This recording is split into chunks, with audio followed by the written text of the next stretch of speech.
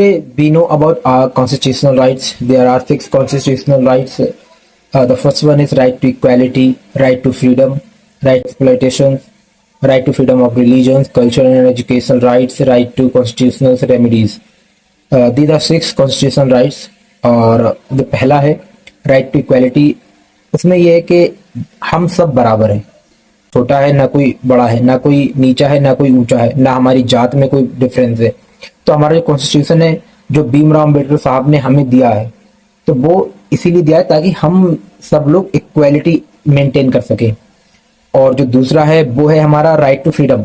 हम सबको आज़ादी का अधिकार है, हम सबको आज़ादी का अधिकार है, हम सबको आज़ादी है, हम जो चाहें वो कर सकते हैं।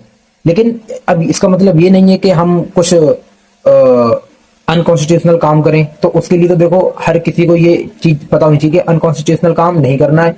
जो हमें कॉन्स्टिट्यूशन ने अधिकार दिए उसके तहत हमें जो हमारे अधिकार हैं वो हमें करने का फ्रीडम है। हमारा तीसरा अधिकार है राइट अगेंस्ट एक्सप्लॉइटेशन। मतलब कि इसमें यह है कि मानव तस्करी जो होती है और जबरन मजदूरी पर रोक, जैसे कि आपने देखा होगा कि हमारे नूरिया में भी बहुत सारे ऐसे केसेस हैं जहां पर छोटे छोटे बच्चों को दिल्ली ले जाते हैं काम करने के लिए।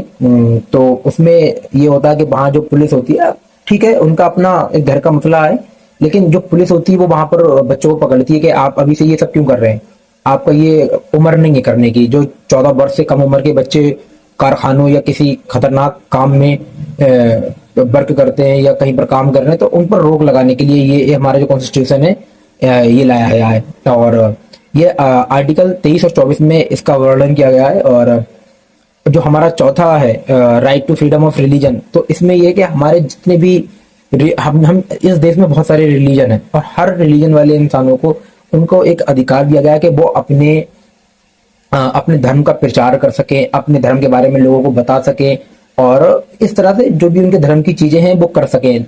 जैसे अगर हिंदू हैं तो वो मंदिर में पूजा कर सकते हैं, और मुसलमान है वो नमाज पढ़ सकते हैं, सिख है गुरुद्वारे में और ईसाई चर्च में। इस तरह से उनको एक फ्रीडम है अपने रिलीजन को लेके। और एजुकेशनल राइट्स, इसमें यह है कि अल्पसंख्यक जो है, जो अल्पसंख्यक हैं उनके हितों की संरक्षण किया गया है, हितों का संरक्षण है। इसमें हमें मतलब कि शिक्षा का अधिकार है, हमें पढ़ने का अधिकार है। अगर कोई बच्चा पढ़ना चाहता है और उसके अगर पेरेंट्स उसको नहीं पढ़ाना चाहते तो वो अपने पेरेंट्स के खिलाफ एक FIR करा सकता है। तो इसमें क्या है कि हमें पढ़ने का भी अधिकार है। इसमें हमें ये है कि हम जो हमारे राइट्स हैं, हमें अगर बच्चे का मन है कि मुझे पढ़ना है तो वो अपने पेरेंट्स को बोल सकता है कि मुझे पढ़ना है और ये मेरा अधिकार है पढ़ने का, तो वो उसको अधिकार दिया जाएगा। अगर पेरेंट्स नहीं कर रहे हैं तो जो हमारी गवर्नमेंट है वो इसके लिए कुछ ना कुछ इसका कोई सॉल्यूशन निकालेगी।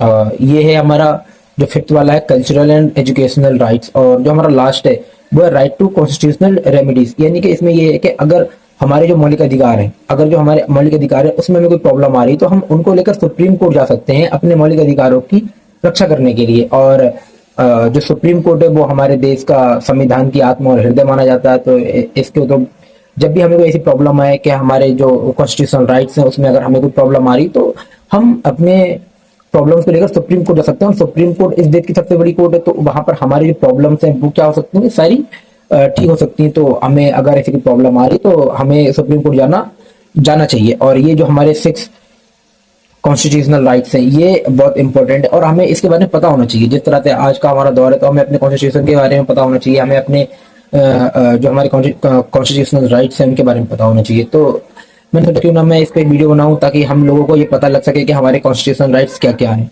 तो ये हमारे कॉन्स्टिट्यूशनल राइट्स हैं, 6 होते हैं और इसके बारे में मैंने तुम्हें डिटेल से बता दिया है।